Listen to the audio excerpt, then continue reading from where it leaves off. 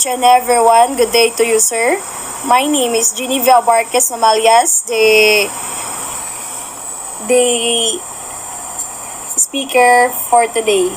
So, we are here to present or to discuss the naming parts and function of manual vehicle for safety driving. So, the first reporter may call on Mr. Ricky Sampitan. Okay, so good day to each and everyone. My name is Ricky Sampitan. I am the first reader or the presenter of this group. So, an engine is a machine with the moving parts that transform powers into motion. There are many kinds of engine depending on the fuel to use or to be used as well as the mode of conversion into mechanical energy. An engine is once a machine that converts energy from a fuel to some mechanical energy, creating motions in the process. Transmission types or automatical manual. So, an automatic transmission is the most common type. It is comprised of a complex system of planetary gear sets, hydraulic torque and converters, and series of clutches and bands. These components work together to manage gear selection, simplicity, and responding to factors like speed, load, and throttle input. The transmission's intricate design optimize power delivery and efficiency, ensuring a smooth and effortless driving experience. A manual transmissions, also known as a standard transmissions, includes a seat or gears, a clutch, and gear lever. The driver manually select and engage gear by using the clutch to disengage and re-engage the engine's power, offering precise control over the vehicle's speed and power output. This design promotes a more engaged driving experience for enthusiasts. Radiator and cooling fans. The radiator is a heat exchanger used to remove heat from the coolant in the cooling system to prevent your vehicle engine from overheating. Hot coolant is thrown through the radiator, where coolant can exchange heat with the passing air. The cooling fans draw air through the radiator core and over the engine to whisk away as much heat as possible. The fans could be mechanical if it's an older car, but most are electric fans motor. Now, the fan activates when the engine's temperature reaches a set point. Then it helps to maintain a healthy operating temperature.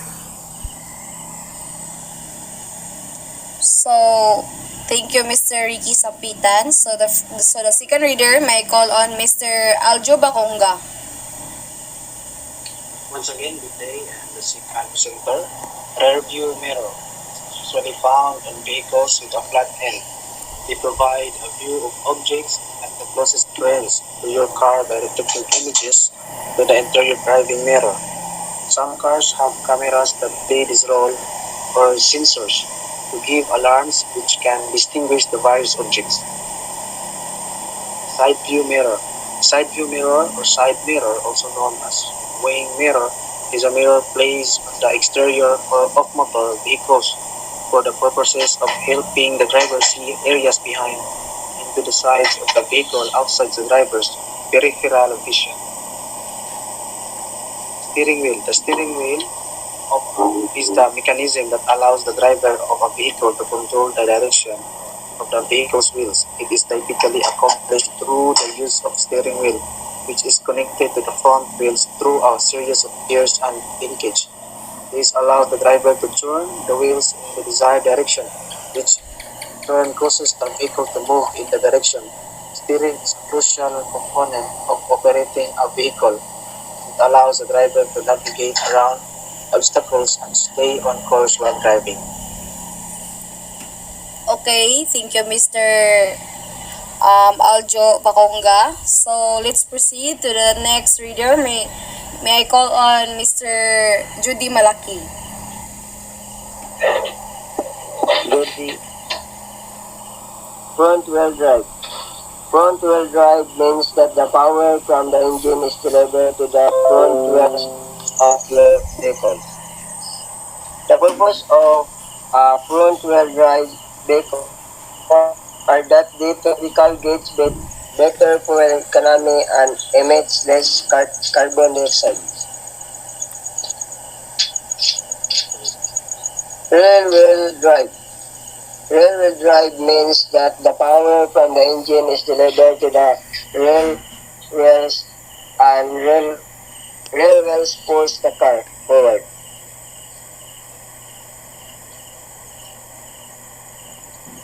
Brake. Brakes are used to stop the vehicle or slow down the vehicle in the least possible distance in emergency situations. Brakes are used for controlling the speed of the vehicle while moving on hills and plain roads. So thank you, Mr. Jody Malaki. So clutch. The clutch is required for standing start and is usually, but not always, used to assist in synchronizing the speed of the engine and transmission during gear changes and to transmit torque from rotating driver motor to transmission. Accelerator. The accelerator is also known as gas pedal.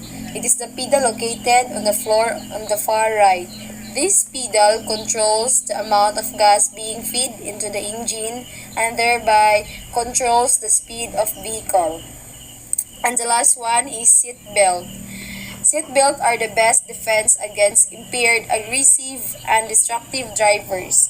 Being buckled up during a crash helps keep you safe and secure inside your vehicle.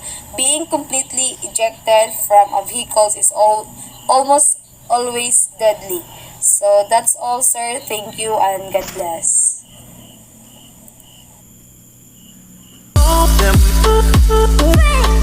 Them